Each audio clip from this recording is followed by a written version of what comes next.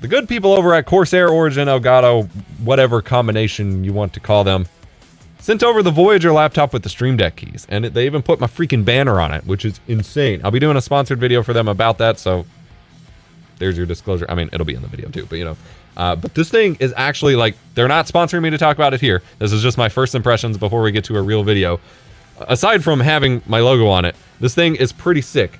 It has a 2560 by 1600 16:10 display, and 16:10 has always been my preferred aspect ratio, and I've been devastated that it doesn't really have a bigger presence in bigger computer monitors. So 16:10 at 240 hertz, and then it's got this weird touch bar action going on, which actually has Stream Deck buttons. Now, they're not screen-backed buttons like the actual Stream Decks, which is unfortunate, but they are touch capacitive buttons with a little indicator screen for like battery life and stuff. This is very resemblant of the CyberDeck custom laptop build that I'm actually in the progress of working on with those kinds of things. So that's kind of amusing.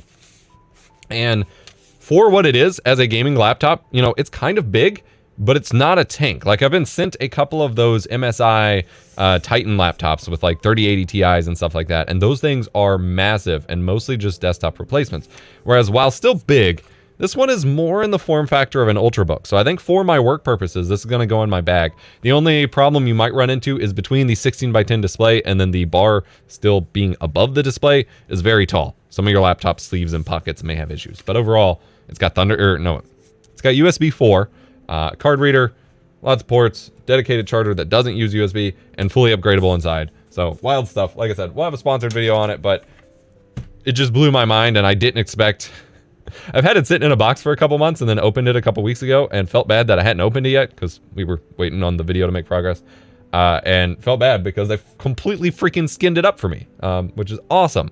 And it's got a fingerprint reader and Windows Hello built into the camera. It's a laptop webcam, so it's whatever, but it's got Windows Hello, so instant sign-in, which is awesome. And I did see some Reddit threads of some people who managed to get pretty much everything working under Linux, even the touch bar with the right, like, hacky workaround. So that was pretty exciting because I would love to dual boot this with like Fedora or something if I don't lose all the functionality, especially because it has a mux switch. So it switches between the Radeon or the Ryzen APU that's built in, and then it has a Radeon 6800M. So it has a dedicated GPU for actual hardcore gaming, and it has a mux switch to kind of switch between them. That kind of thing doesn't always work on laptops that are, especially brand new ones, when you switch over to Linux. And so someone on Reddit had pretty much everything working. So at some point I'm going to follow that guide so I can do that, because that would be rad.